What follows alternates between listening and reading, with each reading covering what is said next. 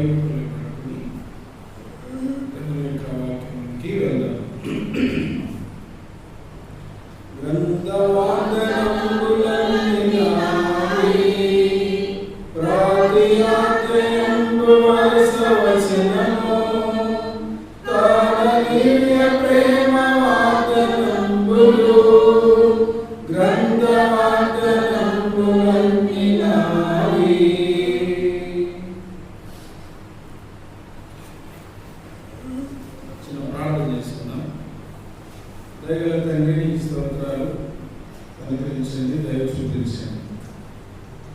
Bible స్టడీలోకి వెళ్తాగా ఈ ధర్మశాస్త్రంలో లోతైన విషయాలు, ఆశ్చర్యమైన సంగతులు చూసినట్లు మా కన్నులు తెరవమని బలహీనుడి నీ శిరోసాన్ని మరుగుపరుచుకొని మాతో నాతో స్పష్టంగా మాట్లాడమని ప్రభువైన యేసుక్రీస్తు నామములో ప్రార్థించి వేడుకుంటున్నాం తండ్రి.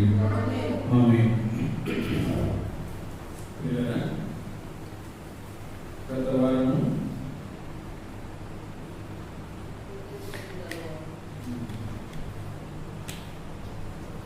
హృదయ శుద్ధి గల వారు ధన్యులు, వారు దేవుని చూచెదరని మాట చదువు.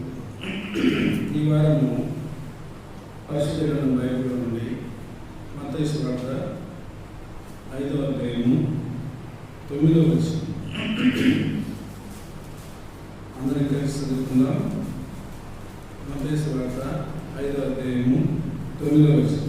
సమాధానం పరచువారు ధన్యులు, వారు దేవుని కుమారుడు అనబడతారు. మరి ఈసారి చదువుకుందాం. సమాధానం పరచువారు ధన్యులు, వారు దేవుని కుమారుడు అనబడతారు. సమాధానము ఎందుకు అంటే, సమాధానము ఒక్కోసారి మనకు కూడా కొంత ఆలోచన వస్తూ ఉంటుంది. సమాధాన పరచువారు ధన్యులు, వారు దేవుని కుమారులు అనబడుదురు. ఇక్కడ సమాధాన పరచువారు అన్నాడు. సాధారణంగా సమాధానం అనేది కొంతమంది జీవితాల్లో ఉండదు కదా. ఎట్లా? అత్తకు కోడలికి గొడవలు ఉంటాయి, భార్య భర్తలకు సమస్యలు ఉంటాయి, పిల్లలకు తల్లిదండ్రులకు సమస్యలు ఉంటాయి, కుటుంబాలకు గొడవలు ఉంటాయి, మరి ఇంకా ఇరుగు పొరుగు వారితో సమస్యలు ఉంటాయి. అంటే ఒకరోజు మంచిగా ఉంటారు, ఒకరోజు మంచి. అంటే అర్థం ఏంటి? వాళ్ళ మధ్య ఏం లేదు, సమాధానము లేదు. సమాధానం లేకపోవడానికి కారణం ఏంటంటే, ఆమె 10,000 రూపాయలు పట్టి చేయమన్నదంటే పక్కింటి ఆమెకు కుట్రా పాపం వస్తుంది కదా. ఆమె మీద ఏదో ఒకటి సాడీ చెప్తుంది. అప్పుడు ఆమె గొడవ పడతారు. దానివల్ల ఏమొస్తుంది? అసమాధానం. ఇతరుల గురించి అంటే వారి యొక్క జీవితంలో ఇప్పుడు ఏమొచ్చింది? యాకోబు రాసిన పత్రిక 15 ప్రకారం దురాశ గర్భము ధరించి పాపము కనగా పాపము పరిపక్వమై మారు. అంటే ఇప్పుడు ఏమొచ్చిందంటే, ఒక దురాశ వలన, అంటే పాపము వలననే ఈ అసమాధానం వస్తుంది. చూడండి, మన రాష్ట్రానికి, ఆ తెలంగాణ రాష్ట్రానికి సమాధానం లేదు. ఎందుకంటే మనం ప్రాజెక్టులు కడుతున్నామని కేసీఆర్ గారు కోపడతా ఉన్నారు. ఆయన అడ్డుపడుతున్నాడని జగన్మోహన్ రెడ్డి గారికి ఆయన మీద కారణం ఏంటంటే, పిల్లరా, రాష్ట్రాల మధ్య సమస్య, జిల్లాల మధ్య సమస్య, మండలాల మధ్య సమస్య, గ్రామాల మధ్య సమస్య. మనం ఒకే ప్రాంతమైన పక్కూరి వాళ్ళు వచ్చి మనూరు గొడవ చేస్తే మనూరు వాళ్ళు వారి మీద తిరగబడతారు. మనూరు వాళ్ళు వెళ్ళి వాళ్ళ ఊళ్ళో గొడవ చేస్తే వాళ్ళు తిరగబడతారు. అంటే ఏం లేదు, ఇప్పుడు ఎవరి మధ్య సమాధానము లేదు. కుటుంబాల మధ్య, బంధువుల మధ్య సమాధానం అనేది లేదు. అందుకే దేశాల మధ్య కూడా, చైనా దేశానికి పాకిస్తాన్కి మనకు సమాధానం మధ్య లేదు. అంటే కారణం ఏంటి? ఈ విధంగా అసమాధానం ఏర్పడుతుంది. దీనికి కారణం ఏంటంటే పాపము. భారతదేశంలో శాస్త్రవేత్తలు ఎక్కువైపోతున్నారు, భారతదేశంలో వారికి జ్ఞానం ఎక్కువైపోతుంది, భారతదేశంలో సంపద ఎక్కువైపోతుంది, భారతదేశంలో సంతతి ఎక్కువైపోతుంది. ఇవన్నీ తక్కువ లేకపోతున్నాయి ఇతర దేశస్తులు. అప్పుడు భారతదేశం మీద కొట్టారు. మనది స్వతంత్ర దేశం, బహుళత్వ సమాజం కూడుకొని ఉండే దేశం. ఈ దేశంలో పుట్టినందుకు మనము గర్వించాలి. మనలాంటి ఇండిపెండెన్స్ ప్రపంచంలో ఎక్కడా ఉండదు. మంచి దేశంలో దేవుడు మనల్ని పుట్టించాడు. మనం దానికి గర్వించాలి. అయ్యో నేను భారతీయుని అని ఎంతో సంతోషించాల్సిన అవసరం మనకు ఉంది. అంతేకాదు పిల్లరా, ఈ సమాధానం పరచువారు ధన్యులు, వారు దేవుని కుమారులు అనబడెదరు అని దేవుని వాక్యం సెలవిస్తారు. అంటే ఈ అసమాధానం ఎక్కడ ఉంటుంది అంటే మనుషుల మధ్యనే ఉంటుంది. అసమాధానం అంటే ఇప్పుడు చూడండి, దావీదు జీవితంలో ఆయన గొర్రెలు కాసుకునే వ్యక్తి రాజు దాకా, అంటే గొర్రెలను చంపేంత వరకేమో దావీదు యొక్క సహాయాన్ని సౌలు తీసుకున్నాడు. దావీదు యొక్క తదుపరి కార్యక్రమం ఏంటి? సగం రాజ్యానికి రాజు చేయాలి, తన కుమార్తె నుంచి పెళ్లి చేయాలి. ఇప్పుడు వారి మధ్య సమాధానం ఉందే? కాబోయే సౌలు దావీదుని ప్రేమిస్తున్నాడా? దావీదు యెష్షయి కుమారుని చంపేసి సౌలు కుమారులను రాజుగా చేయాలనుకున్నాడు. అంతే కదా.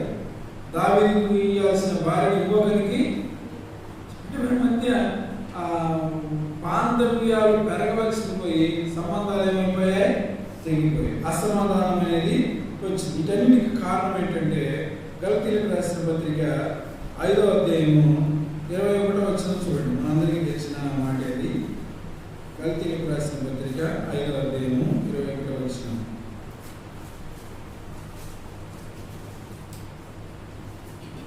భేదములు, విమతములు,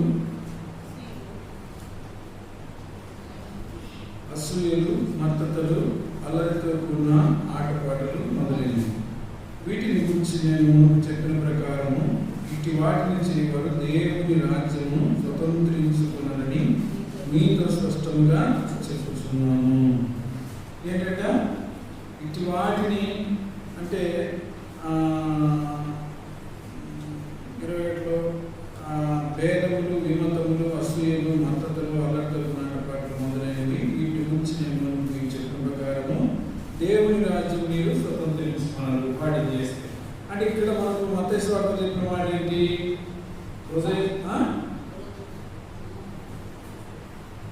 ఈరోజు మనం చదువుకున్నమాట సమాధాన పరచువారు ధన్యులు, వారు ఏం చూస్తారు?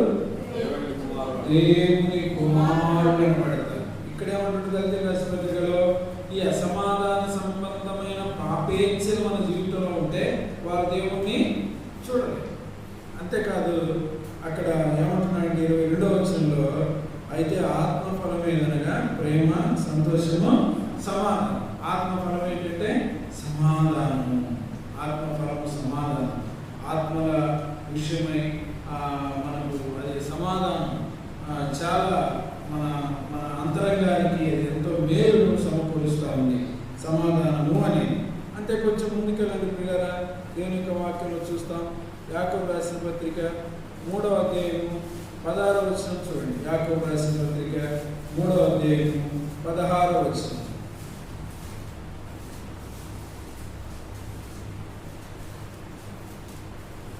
యాకోబు రాసిన పత్రిక 3వ అధ్యాయము 16వ వచనం.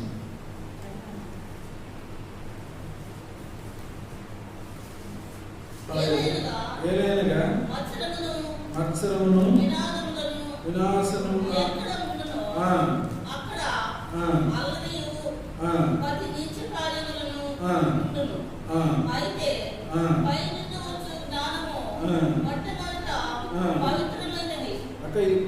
యాకోబు రాసిన పత్రిక ఇన్ని 3 పదాలు కదా.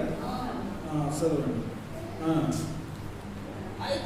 అయితే పైనుండి వచ్చు జ్ఞానము మొట్టమొదటి పవిత్రమైనది, తరువాత సమాధానకరమైనది, మృదువైనది, సులభంగా లోబడినది, కనికరముతోనూ మంచి ఫలముతోనూ నిండుకున్నది, పక్షపాతమైనను వేషధారణైనను లేనిదై ఉన్నది. నీతి ఫలము సమాధానం చేయు వారికి సమాధానముందు వ్యక్తపడును అంటున్నాడు. చూడండి, ఇక్కడ దేవుని వాక్యం ఏం చదివితే వివాదములు ఎక్కడున్నో అక్కడ అల్లరి, ప్రతి నీచ కార్యం ఉండదు. అయితే పైనుండి వచ్చే జ్ఞానము, పైనుంచి జ్ఞానం వస్తుంది. అది మొట్టమొదటి ఎలాంటిదంట? పవిత్రమైనది, తర్వాత సమాధానకరమైనది, తర్వాత మృదువైనది, సులభముగా లోబడినది.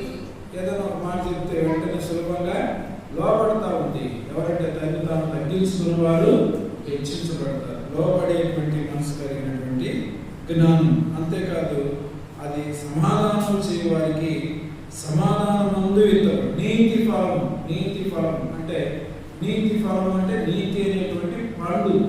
నీతి అనేటువంటి నీతి విషయమై హింసించబడేవారు ధన్యులు అని మనము 13వ వచనంలో చదువుకుంటాం. నీతి నిమిత్తము హింసించబడేవారు ధన్యులు అంటారు. అంటే నా నిమిత్తము జనులు మిమ్మల్ని నిందించి హింసించి మీ మీద అబద్ధముగా చెడ్డ మాటలుగా పలుకున్నప్పుడు మీరు సంతోషించి ఆనందించండి, పరలోకమందు మీ ఫలము అది. ఇలాగ మీకు పూర్వమందుండిన ప్రవక్తలు హింసించబడి దేవుని వాక్యం సెలవిస్తాము. కాబట్టి మనం అన్ని హింసలు పట్టడానికి కారణం మనము దేవుని ప్రేమ. అంటే ఇక్కడ సమాధానం, నీతి ఫలము సమాధానము చేయి వారికి సమాధానమందు ఇతరు. అయితే అక్కడ ఈ దైవిక పై నుండి వచ్చే జ్ఞానం అది సమాధానకరమైనది అంటే. పైనుంచి జ్ఞానం ఎట్లా వస్తుంది? పైనుంచి వచ్చే జ్ఞానం అంటే ఏంటి? దేవుని జ్ఞానం. దేవుడిచ్చేటువంటి జ్ఞానాన్ని పైనుంచి వచ్చే జ్ఞానం అంటారు. అదే మన సొంత జ్ఞానం ఎట్లుంటుంది?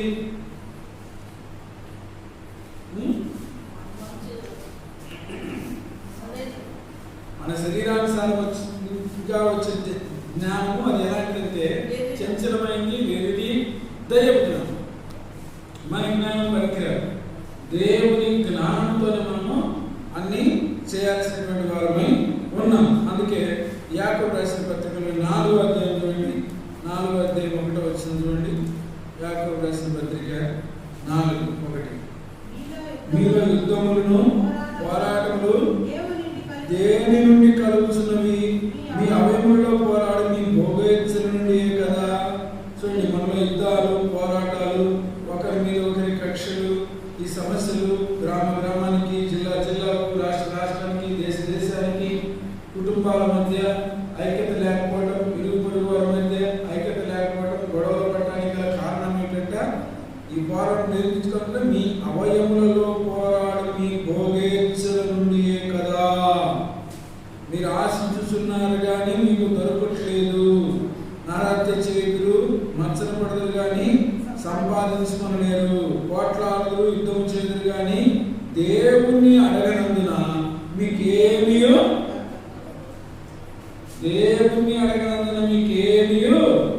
దొరకదు. అంటే దేవుణ్ణి అడగకపోవడం వల్ల మన సొంత ఆలోచన, సొంత తలపుల వల్ల మనకేమీ దొరకదు అని చెప్పి దేవుని వాక్యం చదివిస్తాము. అంతేకాదు పిల్లరా, రండి పరిశుద్ధ బైబిల్లో లూకా సువార్తలో మాట్లాడుతుంది. లూకా సువార్త 7వ అధ్యాయము 48వ వచనం చూడండి. లూకా సువార్త 7వ అధ్యాయము 48. నీ పాపములు క్షమించబడి ఉన్నవి ఆమెతో అనెను. అప్పుడు ఆయనతో కూడా భోజన పంక్తిలో కూర్చున్న వారు పాపములను క్షమించుచున్న ఇతడు. చూడండి, దేవుని యొక్క వాక్యం చదివిస్తా ఉంది పిల్లగా. పాపములను క్షమించుటకు ఇతడు ఎవడని వాళ్ళు అడుగుతున్నారు. ఇంకా అంతేకాదు 49వ వచనం కూడా చదవండి.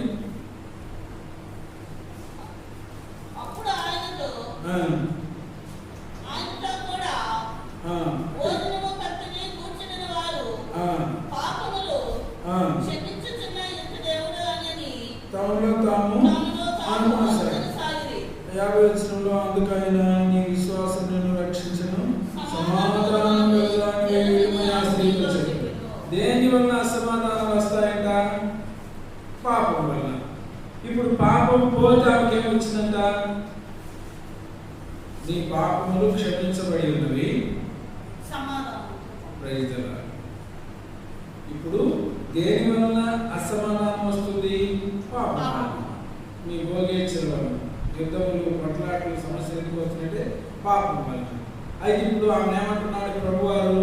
నీ పాపములు క్షమించబడి ఉన్నవి, నీవు సమాధానం గలదానివై వెళ్ళు. అంటే పాపములు క్షమించబడి ఉండటం ద్వారా మనకు సమాధానం వస్తుంది. లేకపోతే మన శరీరము పాప రోగం నుంచి విడిపించబడి సమాధానము గల వారిగా ఉంటుంది. చూడండి, దేవుని యొక్క వాక్యం ఎంత గొప్పదో. దేవుని వాక్యం నన్ను బ్రతికిస్తుంది. మన పాపము క్షమించబడితే తప్పకుండా మనము సమాధానము పొందుతాం. పాపమే క్షమించబడకపోతే సమాధానం పొందుతామా? పొందలేము. అందుకే లూకా సువార్తలోని 14వ అధ్యాయంలో చూడండి, ఒక మాట ఉంటుంది. 27వ వచనం చూడండి బిడ్డ. 27వ వచనం, మరియు ఎవడైనను తన సిలువను మోసుకొని నన్ను వెంబడింపని యెడల వాడు నా శిష్యుడు కానేరడు. చూడండి, ఎవడైనను నా సిలువను అంటే తన సిలువను మోసుకున్న యెడల అంటే తన పాపమును శిక్ష పొందకుండా ఉంటే, పాపానికి పశ్చాత్తాపం పొందకుండా ఉంటే, అంటే సిలువను మోయడం అంటే అర్థమైంది, తన సిలువను మోసుకుంటూ. ప్రభు సిలువను మోసాడు అంటే ప్రభు ఎవరికి సిలువను మోసాడంటే మనకు పడాల్సిన సిలువను, అంటే మన పాపములను ఆయన మోసుకున్నాడు. అంటే తన సిలువను మోసుకోవడం అంటే మనం కూడా పాపముల నిమిత్తమై ప్రభు దగ్గర క్షమాపణ అడుగుతూ ఉన్నాడు. అట్టివాడు ఆయనకు పాత్రుడిగా ఉంటాడు అని చెప్పి దేవుని వాక్యం సెలవిస్తూ ఉంది. మనం చదువుకున్నటువంటి వాక్యంలో ఎఫెసీయులకు రాసిన పత్రిక 2వ అధ్యాయము 14వ వచనం చూడండి బిడ్డ. ఎఫెసీయులకు రాసిన పత్రిక 2వ అధ్యాయము 14వ వచనము చూడండి.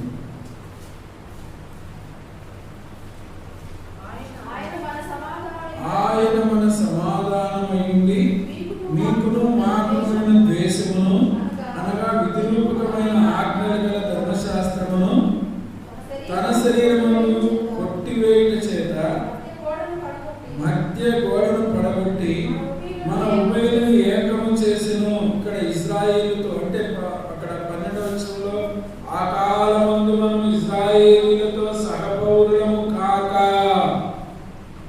దేవుడు లేని వారము, వాగ్దానం లేని వారము, పరదేశము, నిబంధన లేని వారము, పరజనులము, నిరీక్షణ లేని వారమైన మన కొరకు పరిశుద్ధుడైనటువంటి దేవుడు క్రీస్తు రక్తం వలన అంటే దూరస్థులమైన మనను సమీపస్తులుగా చేశాడు.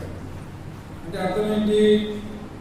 దూరస్థులమైన మనను క్రీస్తు యేసు రక్తము ద్వారా సమీపస్తులుగా చేసి విధిరూపకమైనటువంటి ధర్మశాస్త్రము గల ఆజ్ఞలు గల ధర్మశాస్త్రమును తన శరీరమును కొట్టివేయడం చేత మధ్య గోడను పడగొట్టి మన ఉభయులను ఏకం చేసిను. అంటే అర్థం ఏంటి? క్రీస్తు మన సమాధానమై ఉండి. యేసు క్రీస్తు అంటే ఎవరు? సమాధాన ఆశ్చర్యకరుడు, ఆలోచనకర్త, నిత్యుడగు తండ్రి, బలవంతుడైన దేవుడు, నిత్యుడగు తండ్రి, సమాధాన కర్త. అంటే సమాధానం అంటే ఇప్పుడు యేసు ప్రభు నేనే మార్గమును సత్యమును జీవము అన్నాడు. అట్లాగే సమాధానం ఎవరు అంటే యేసు ప్రభువే సమాధానం. అంటే ఇశ్రాయేలీయులతో సగ పౌరత్వం లేని మనకు అనిజమైన మనల్ని ఆ ధర్మశాస్త్రమును కొట్టివేయడం ద్వారా ఏమైంది? ఇప్పుడు పితరులైన ఇశ్రాయేలీయులకు మనకు సమాధానం ఉభయుల మధ్య ఆ గోడను అడ్డుగోడను పడగొట్టాడు. లేకపోతే అన్ని జనులు వారితో కూడా ప్రభువును ఆరాధించడానికి వారు ఒప్పుకోరు. అయితే ప్రభు మనకు దగ్గరే దూరస్థులమైన మనను సమీపస్తులుగా చేశాడు. అంటే భౌతిక సంబంధమైన అంటే ఎప్పుడో ఎవరో ప్రేమించుకున్న వాళ్ళు విడిపోయి ఒక 10-15 సంవత్సరాల తర్వాత కలుసుకుంటే వాళ్ళు అనుకునే మాట ఏంటి? దూరస్థులమైన మనల్ని దేవుడు కలిపాడు, దగ్గర చేశాడు అనుకుంటారు. అట్లాంటి పరిస్థితులు ప్రభు చేయడు.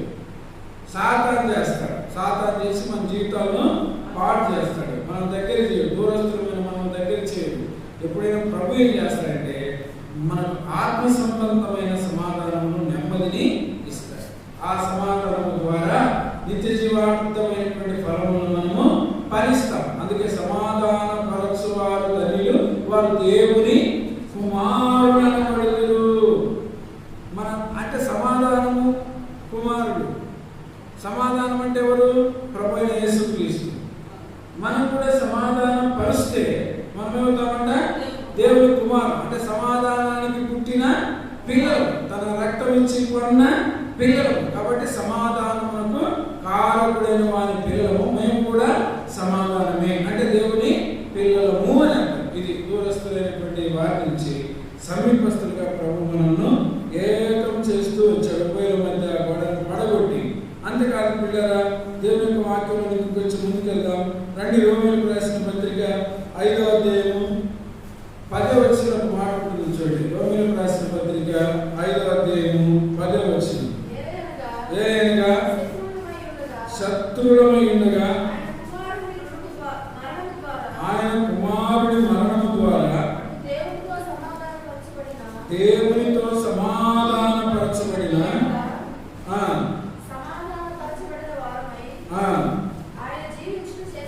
ఆయన జీవించుట చేత మరి నిశ్చయముగా రక్షించబడదుము. చూడండి, శత్రువులమై ఉన్నాం మనం. ఆయన కుమారుడి మరణం ద్వారా మనము దేవునితో సమాధానపరచబడిన ఎడల సమాధానపరచబడిన వారమై ఆయన జీవించుట చేత మరి నిశ్చయముగా రక్షించబడదుము. అంటే దేవుని చేత దేవునితో సమాధానపరచబడిన ఎడల. దేవునితో సమాధానం ఎట్లా వస్తుంది? ఇప్పుడు ఇద్దరం మాట్లాడుకోము, ఇప్పుడు తిమ్మతన్న నేను నా గొడవ పడ్డాము, మా ఇద్దరి మధ్య సమాధానం ఎట్లా వస్తుంది? ఇప్పుడు మళ్ళా మేమిద్దరము కలుసుకున్నప్పుడు సమాధానం వస్తుంది. అప్పుడు అన్నం బాగున్నావా, చాలా రోజులు అయింది నేను చూడక, నీతో మాట్లాడక, చాలాసార్లు నేను నీ కొరకు ప్రార్థన చేశాను, ఎందుకో మరి నిన్ను విడిచిపెట్టి వెళ్ళలేకపోతున్నాను, అందుకే నీ కొరకు వచ్చానంటే అతను ఏమవుతుంది? అయ్యో నిజంగా అన్న నా కొరకు ప్రార్థన చేసిండు, నన్ను చూడాలని వచ్చాడని అన్న, నాకు కూడా అలాగే అనిపించింది అన్న, ఎందుకో మరి రాలేకపోయాను, దయతో క్షమించండి అన్న. ఇద్దరు ఏమవుతారు? ఒకటే. అప్పుడేమవుతుంది? దేవునితో సమాధానంగా ఉంటామంటే దేవునికి విరోధమైన కార్యము చేసినప్పుడు దేవునికి దూరం అయిపోతారు. అంతేనా? అంతేపోతాం. తండ్రి ఇంటి నుంచి కుమారుడు పారిపోయాడు, చిన్న కుమారుడు. మళ్ళా తండ్రి ఇంటికి రావాలంటే అతను ఏం ప్లాన్ చేశాడు? నా తండ్రి ఇంట్లో చాలా మంది కూలి వాళ్ళు ఉంటారు, ఇక్కడ నేను పందుల పుట్టు తినాల్సిన అవసరం లేదు, నా తండ్రి ఇంటికి వెళ్తే ఆ కూలి వాళ్ళు ఒకరిగా చేసుకోమని చెప్పి అడుగుతాను అని చెప్పి పశ్చాత్తాపడ్డాడు. తండ్రి అతన్ని అలా కూలివాణి పెట్టుకున్నాడా? నువ్వెక్కడ కూలివాణిగా బాబు, నా కుమారుడివి రా, అదిగో ఎక్కువ సింహాసనాన్ని ఎక్కించాడు, బంగారు ఉంగరం పెట్టాడు, తోలుతో చెప్పులు కుట్టించాడు, విందు చేశాడు. వాళ్ళందరి ముందు చెప్తా ఉన్నాడు, ఈ నా కుమారుడు తప్పిపోయి తిరిగి వచ్చాడు, చచ్చిపోయి మళ్ళా బ్రతికాడు అని చెప్పి. అంటే ఎవరైనా అతన్ని తప్పిపోయాడు, నీ కుమారుడు తిరిగి వచ్చాడు, అతన్ని ఆశ్రిత పడి అని చెప్తారా? అంటే తప్పిపోయి వచ్చినా తిరిగి వచ్చినా నేను నా కుమారుడిని చేర్చుకుంటానంటాడు. అంటే తండ్రి ఎదుట తప్పిపోయిన వారు దేవుని ఎదుటకు రాగలిగితే, తప్పిపోయిన వారు పాపములు అంటే శరీరేచ్ఛ ద్వారా, మానవ ఆలోచన ద్వారా, చూపు ద్వారా, మాట ద్వారా, మన అంతరంగ స్వభావ ఆలోచన ద్వారా దేవునికి ఏదైనా ఒక విరుద్ధమైనటువంటి కార్యం చేసి దేవునికి దూరమైనప్పుడు మరలా తిరిగి దేవుని యొద్దకు మనం రాగలిగితే, ఆయనతో చెప్పుకోగలిగితే, ఆయనతో కలవగలిగితే ఇప్పుడు దేవునితో సమాధాన పరచబడిన వారు అవుతాము. లేకపోతే దేవునితో సమాధానం మనకు లేనట్లుగా ఉంటాం. కాబట్టి పిల్లరా, ప్రాముఖ్యంగా మనం తెలుసుకోవాల్సినటువంటి సత్యం ఏంటంటే ప్రభువుతో కలిసి సమాధాన పరచబడేటువంటి అనుభవం మనకు కావాలి. ఈ అనుభవం ద్వారా ప్రభువుతో కూడా మనము కలిసి ఉంటాం. అందుకే వలస రాసిన పత్రికలో మాట ఉంటుంది చూడండి, 1వ అధ్యాయము 21వ వచనం చూడండి.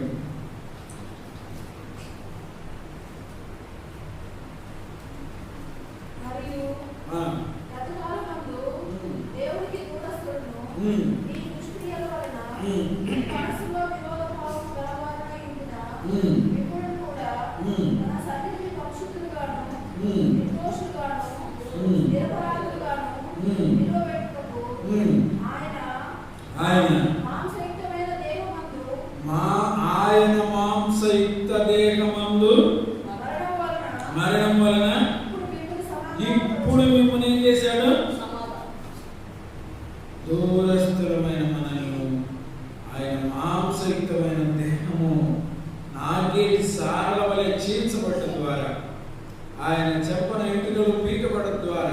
పిడిగుద్దులతో ఆయన గుద్దుట ద్వారా, ఒక పాపాత్ముడి నోటి భూమి ఆయన మీద ఊహించుకోవడం ద్వారా, శరీర శ్రమలు అనుభవించడం ద్వారా మనను ఉభయం ఏం చేశాడు? సమాధానపరిచినటువంటి దేవుడిగా ఉన్నాడు. అంటే మనం దేవుని పిల్లలుగా మనం ఉన్నాం. అందుకే కొరింథీ సంఘమునకు రాసిన 2వ పత్రికలో ఒక మాట ఉంటుంది పిల్లలు చూడండి. కొరింథీ సంఘమునకు రాసిన 2వ పత్రిక 5వ అధ్యాయము, 2వ పత్రిక 5వ అధ్యాయము 18వ వచనం చూడండి. 5:18. సమస్తము దేవుని వలనైనవి, ఆయన మనలను క్రీస్తు ద్వారా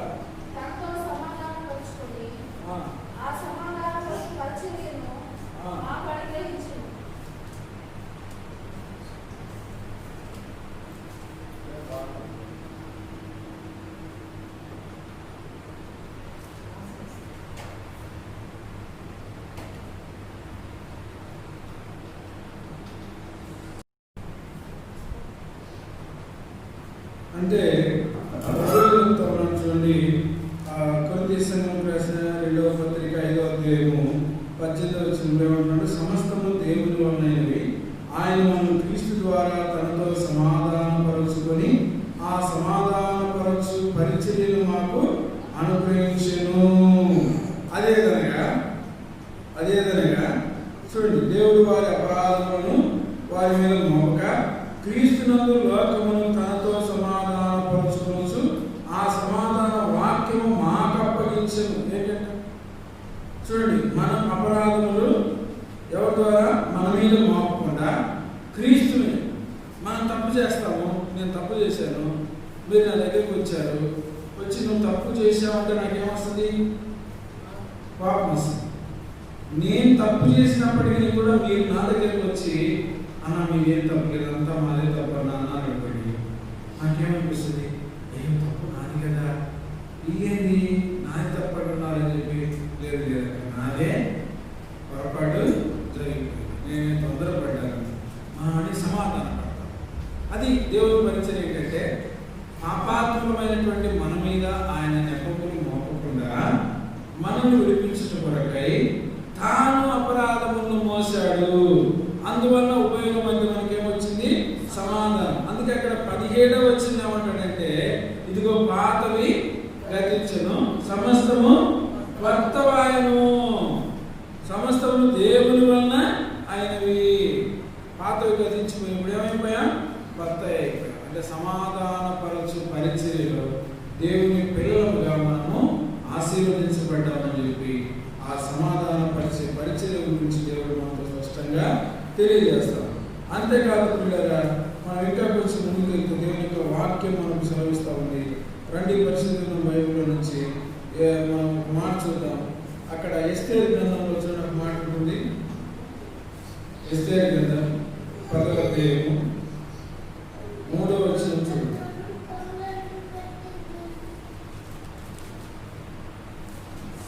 10వ అధ్యాయం 3వ వచనం. యూదుడైన మొర్దెకై రాజైన అహష్వేరోషుకు ప్రధానమంత్రిగా నుండి తన వారందరితో సమాధానంగా మాట్లాడుచు తన జనుల యొక్క క్షేమమును విచారించువాడును, యూదులలో గొప్పవాడినై తన దేశస్థులకు చాలా మందికి సమాధానపరుస్తూ ఉన్నాడు. సమాధానపరచుట ద్వారా ఆయన యూదుల్లో నెమ్మది కలిగిన వాడిగా, అందరికి ఇష్టడిగా ఉన్నాడు. కారణం ఏంటి? ఆయన అందరితో రాజు దగ్గర ఉన్నప్పటికీ కూడా మొదటగా ఏం చేశాడు? యూదులతో వారిని వదిలిపెట్టలేదు. వారందరితో సమానంగా ఉండి అందరికీ వచ్చిన అధికారాన్ని బట్టి ఇష్టడిగా ఉన్నాడు. అంటే నిన్ను బట్టి నన్ను బట్టి మరి మనం అందరికి ఇష్టడిగా కనబడతా ఉన్నామా? మనం ప్రేమించేవారు ఎంతమంది, మనం ద్వేషించేవారు ఎంతమంది, ఎంతమందికి ఇష్టంగా కనపడుతున్నాం, ఎంతమందికి వ్యతిరేకంగా కనపడతా ఉన్నాం, మన ప్రవర్తన, మన చేష్టలు అందరికీ సమాధానంగా కనపడుతుందా అనేది మనం కూడా పరీక్షించుకోవాల్సిన అవసరం ఎంతో ఉంటుంది. అందుకే ఆ సమాధానపరచు పరిచయం ప్రభు ఎవరికి అప్పగించాడు? మనకు అప్పగించాడు. మనకు అప్పగించడం ద్వారా మనం నూతనమైనటువంటి స్థితిలోనికి, అంటే పాతవి గతించను, సమస్తము కొత్తవాయన ఉంటుంది. అక్కడ మనం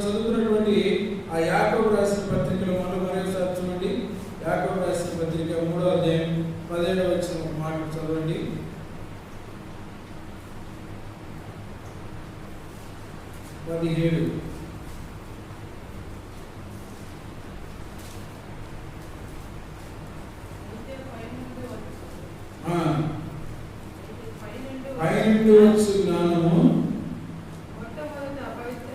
పవిత్రమైనది, తరువాత సమాధాన. అదేంటి పైనుంచి వచ్చే జ్ఞానం అని మనం ధ్యానించుకుంటూ వచ్చాం కదా.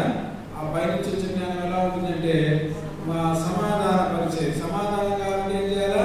తప్పుడు కాడికి పోయి నువ్వే మంచిగా నాదే అని చెప్పాలి. అప్పుడు వాడు అనుకుంటాడు దుర్మార్గుడి కదా, ఇది నేను తను తప్పంటున్నాడని చెప్పి మనతో సమాధానం పడతాడు.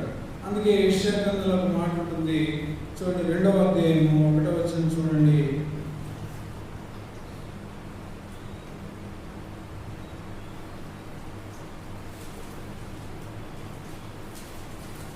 యోధాను గురించి యెరూషలేమును గురించి ఆమోజు కుమారుడిని యెషయాకు దర్శనమున కలిగిన దేవోక్తి. అంత్యదినములో పర్వతముల పైన యెహోవా మందిర పర్వత శిఖరములు స్థిరపరచబడి కొండల కంటే ఎత్తుగా ఎత్తబడును. ప్రవాహం వచ్చినట్టు సమస్త అన్యజనులు దానిలోనికి వచ్చెదరు. ఆ కాలమున సీయోనులో నుండి ధర్మశాస్త్రము, యెరూషలేము నుండి యెహోవా వాక్కు బయలువెళ్ళును. జనులు గుంపులు గుంపులుగా వచ్చి యాకోబు దేవుని మందిరమునకు, యెహోవా పర్వతములకు మనం వెలుగము రండి. ఆయన తన మార్గముల విషయములను బోధించును. మనం ఆయన త్రోవలో నడుతుము అని చెప్పి చెప్పుకుందరు. ఆయన మధ్యవర్తి అన్యజనులకు న్యాయం తీర్చును, అనేక జనములకు తీర్పు తీర్చును. వారు తమ ఖడ్గములను నాగటి నక్కులుగాను తన ఈటెలను మత్స్యకత్తులుగాను సాగుటెదరు. జనమునికి జనము ఖడ్గమెత్తక ఎందును, యుద్ధము చేయ నేర్చుకున్నట్టు ఇక మానివేయుము. ఏం చేయాలంట? సమస్త అన్యజనులు.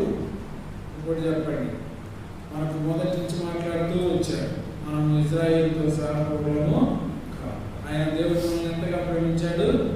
ఆయన మందిరంలో, ఆయన ఇంటిలోనికి సమస్త అన్యజనులను చేర్చడానికి ఇష్టపడ్డాడు.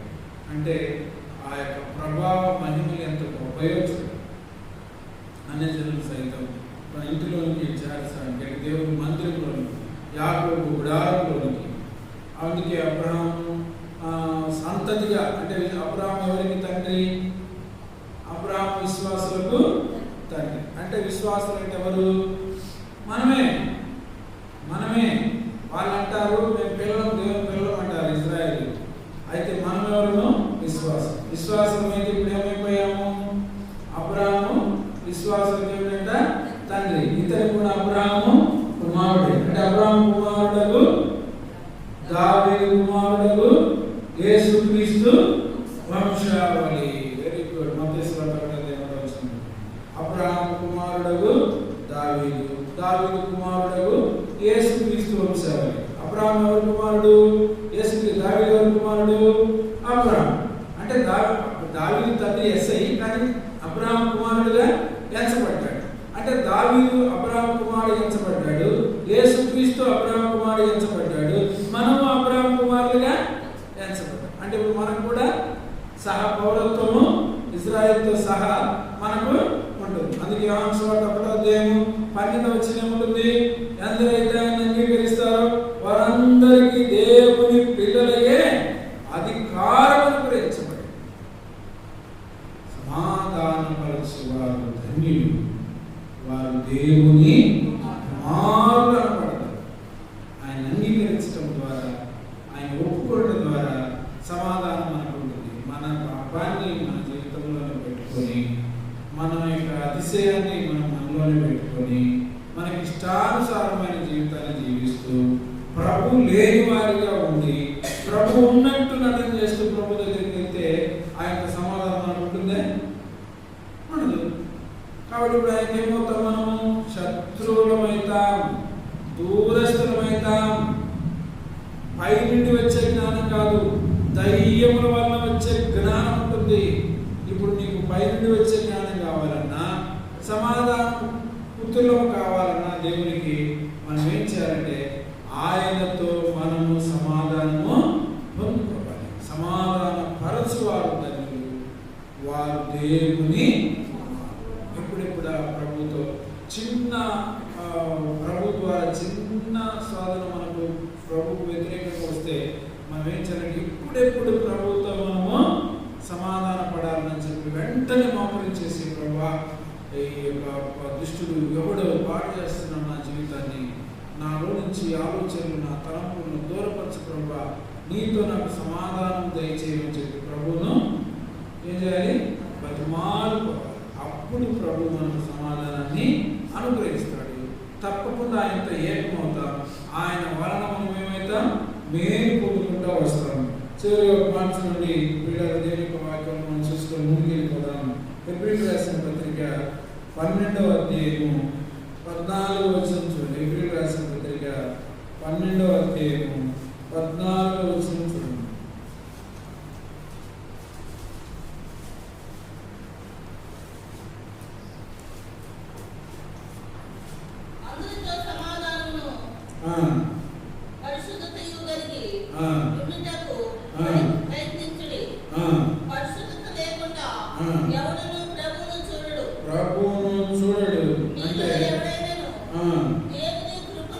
అందరితో సమాధానమును పరిశుద్ధతయు కలిగి ఉండుటకు ప్రయత్నించుడి.